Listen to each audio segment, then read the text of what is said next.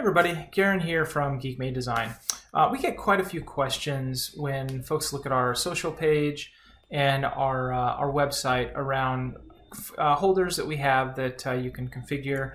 You know, we have a number of configurations you may see on social that you don't see on our website, and there's just too many configurations to have all on our website. So we do a lot of customization, custom holders. And oftentimes it starts as somebody sees like a double controller and they want, say, a PlayStation on one side and an Xbox on another.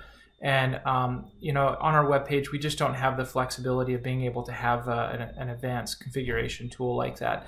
So oftentimes that's reaching out to us and having us do a quick custom order for you.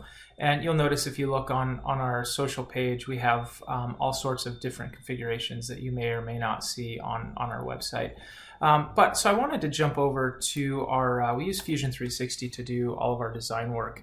And I thought I'd walk through kind of the configuration just so you can see kind of how we configure these. You know, we have a lot of standard ones that we just machine out on our shop floor, and then some that need to be configured a little bit.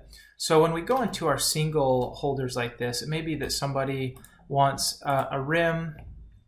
They may or may not want a headset hanger, so you can see we can turn a slot for a headset hanger, and then we can choose what type of controller we put in here, a single, an Elite 1, an Elite Series 2, you know, a SCUF, the SCUF Elite.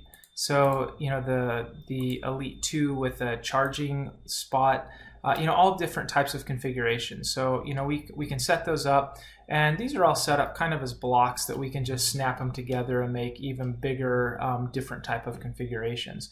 And then, you know, we can go to something like our double. So we have our show-off style. So you have kind of the original where the controller lays flat, and then we have our show-off that it's at an angle. And with something like this, usually our single and our doubles, we have kind of 0 degree. They're not rotated. They're just facing straight forward. But it may be that you want something like 3 controllers in here. So we may say, you know, with our tool, we can come in and configure and say, let's add a third one here. And, you know, we may want to make that a little bit narrower. So we may say, let's do that at 33 or 35 degrees. And we like to do 34.3 degrees usually. So let's even come in here and do that, 34.3. Some of you may or may not know that reference. So that'll adjust it slightly. And then, you know, we'll come in here. Those are still kind of wide apart. So kind of our standard with that. You know, we have some standard sizes that we'll just come in and get rid of some of these dimensions to narrow it in just a little bit. And then once we have that set up, we probably want to come in and change the controller type. So right now we're showing a PlayStation, Xbox, PlayStation. And also just an FYI, these gray things, these are what we call tool bodies. It just helps us remove the material. It just kind of represents the controller. It's obviously not the controller, so they look different than the controller you use, but it gives us a very precise cutout in the wood. So there we have that. And you know, if we wanted to see how long that is, we can see it's 18.5 inches wide, 5.5 inches deep. And then we can come in and say, okay, the first one is a PlayStation. The second one, you know, it may be that we want it to be a Switch. And then let's say that the third one, we want it to be an Xbox.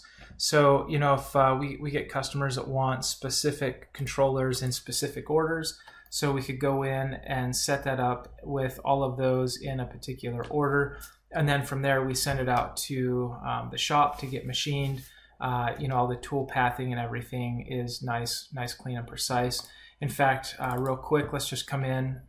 So maybe going a little deeper than you guys will really care to see, but let's just grab each of these, and from here we can remove all the material that we want, and then we'll see kind of the little grooves. Oh, didn't get that last one.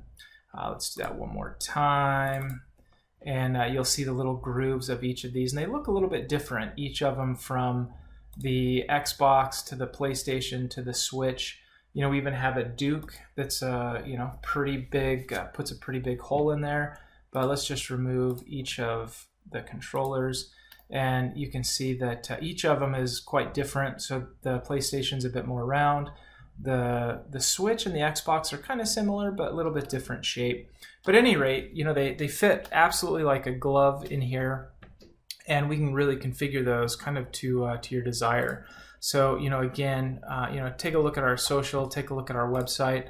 If there's something you like, we build things in building blocks that we can kind of snap together and put that out to the shop and make. So hopefully that kind of helps you with our manufacturing process, how we make things, what we make, and go from there. So take care.